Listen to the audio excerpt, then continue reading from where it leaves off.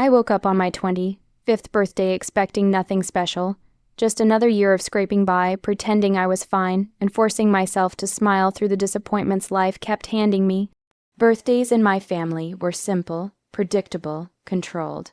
My parents liked things that way, orderly, quiet, manageable. All my life, I believed their strictness came from love. Now I know it came from fear of losing control over me. Fear of me discovering the truth they had buried for 25 years. The backyard was decorated with warm fairy lights and a single long table. My mother fussed over the plates while my father discussed work with my uncle, pretending the entire evening was about me. I played along because that was how things always worked in our home. Silence disguised as peace. Then, out of nowhere, my grandfather arrived. I hadn't seen him in over 4 years. He walked slowly, leaning heavily on his cane, but his eyes were sharper than anyone else's at that table. He hugged me tighter than my own parents ever did and whispered, "Today you'll learn what should have been yours a long time ago." The sentence chilled me, but I smiled politely. I didn't want to worry anyone or start drama on my birthday. We reached the moment of the cake.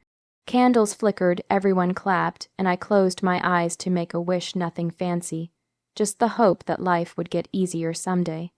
I blew out the candles, expecting the same old routine.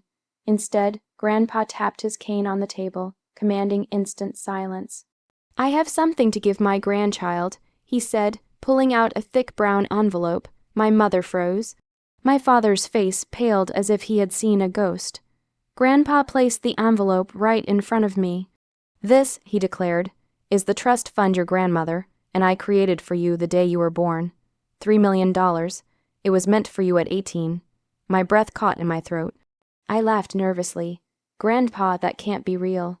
"It is real," he said, voice trembling with anger. "And your parents hid it from you." The world seemed to tilt. My mother stood up quickly, shaking.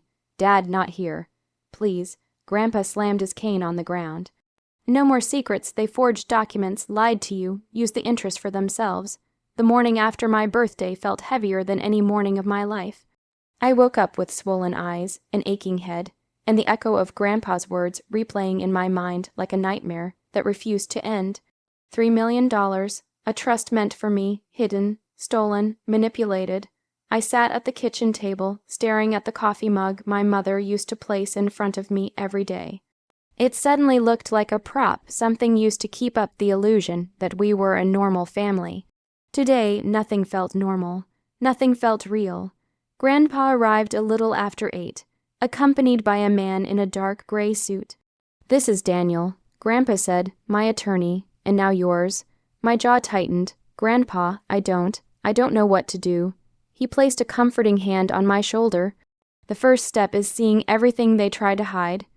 Daniel opened a briefcase and spread out documents on the table. Bank statements, legal agreements, trust reports, copies of signatures.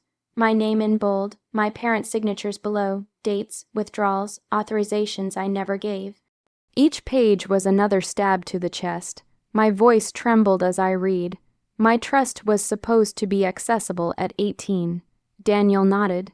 "You were legally entitled to it 7 years ago, but your parents filed for an extension, claiming you were not mentally prepared for financial responsibility." My hands shook. "I never knew any of this. I was studying, working 2 jobs. They watched me struggle." Grandpa's eyes burned with anger. "They didn't want you to grow. They wanted control." The lawyer continued, "And it gets worse. They also used some of the interest generated by the trust, not the principal, but enough to enrich themselves." Memories punched me one by one, vacations they took without me. The new car Dad bought. The fancy club Mom joined, while I worried about rent and textbooks. "They stole from me," I whispered. "Legally, yes," Daniel confirmed, "but the trust is still intact. We can reclaim full control." The front door creaked. My parents entered, faces pale, eyes swollen from crying. My mother approached first. "Sweetheart, we were going to tell you. We just needed time. You weren't ready." I stood up slowly. "I wasn't ready. You watched me walk to work in the rain. You watched me skip meals. You watched me struggle. And you kept millions hidden from me." My father stepped forward. "We did it to protect you. We didn't want money to destroy your judgment. And instead, I said, voice breaking. You destroyed my trust. For a moment, no one moved. The silence was heavier than the betrayal itself. That day, I realized my parents hadn't just lied. They had built my entire life on a foundation of manipulation, and expected me to thank them for it. Leaving my parents' house that day felt like stepping out of a burning building, my lungs heavy with smoke, my heart scorched but still beating. I didn't take much, just a backpack, a few clothes, and the folder Grandpa gave me. It contained something more valuable than money, the truth. Grandpa had already arranged everything. You'll stay with me, he said firmly. You need space away from them, away from their excuses. His guest house was small but peaceful, surrounded by tall oak trees that swayed gently in the afternoon breeze. For the first time in a long time, my breathing felt steady. Safe, Daniel, the attorney, arrived later that evening. We can legally restore full access to your trust, he explained. Your parents can't control it anymore, and they will have to repay every unauthorized withdrawal. A part of me felt guilty. Another part, the deeper, wounded part, felt relief. Grandpa leaned back in his chair. This isn't revenge, he said softly. This is justice, but I knew differently. It was revenge, sweet and silent, the kind that didn't require shouting or breaking things, the kind that came from reclaiming power that was stolen from me.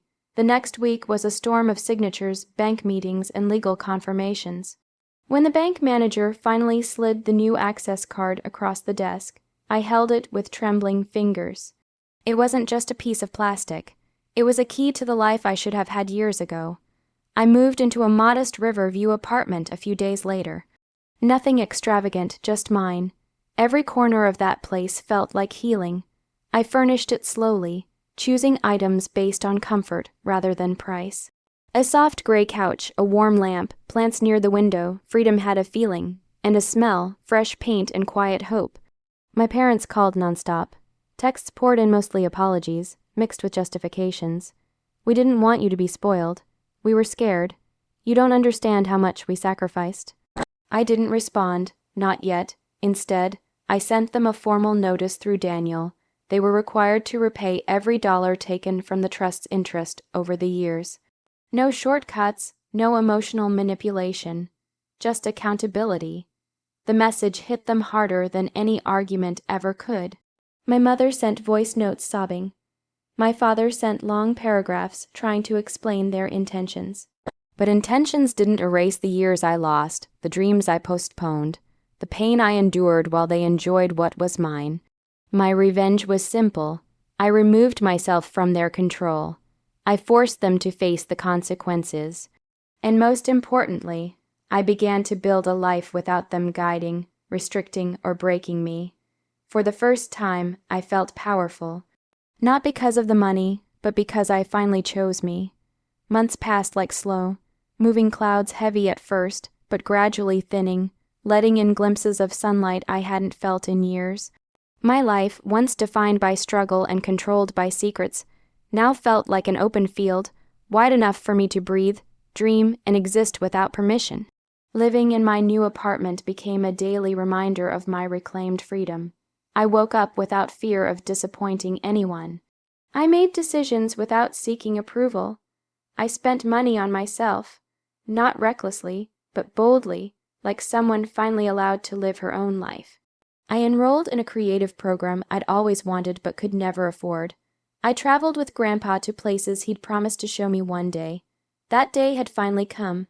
Still, the wound my parents left wasn't something time could erase easily. Betrayal leaves marks that healing alone cannot soften. But therapy, journaling, and long talks with Grandpa helped me untangle years of emotional knots I didn't even know were there. Grandpa became more than a guardian. He became the anchor I never realized I needed. He guided me through financial decisions, taught me how to invest, and reminded me that money wasn't power unless I learned to control it with wisdom instead of fear. Meanwhile, my parents lived in the shadow of their actions. The repayment plan weighed heavily on them. Cousins and relatives whispered, not because of the money, but because of the betrayal. Reputation, something my parents valued more than honesty, began to crumble. Eventually, one crisp evening, I agreed to meet them. We sat in a quiet cafe. My mother looked smaller somehow, fragile in a way I'd never seen before. My father's confident posture had faded, replaced by a tired slump. "Sweetheart," my mother whispered, eyes red, "we're truly sorry. We didn't realize how much we hurt you." I took a slow breath. The apology was late, but real. "I'm not here because you apologized," I said softly. "I'm here because I deserve closure. You took my choices away. You took my independence. You let me suffer while you lived comfortably off my future."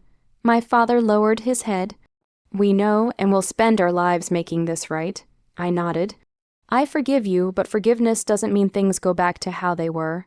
I need boundaries, I need space, and I need you to understand that I'm not a child you can control anymore." They cried. I didn't. Walking out of that cafe, I felt lighter. Not because they said sorry, but because I chose myself over the weight of their mistakes.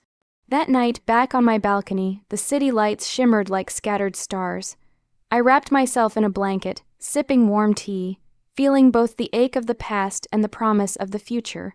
For the first time ever, my life was truly mine, and that more than money, more than revenge, was the victory I had waited 25 years to claim. A sharp pain shot through my chest. All the nights I struggled, the jobs I begged for, the dreams I postponed, and all while millions sat in my name, stolen by the people I trusted most. On my 25th birthday, my entire life shattered right in front of everyone.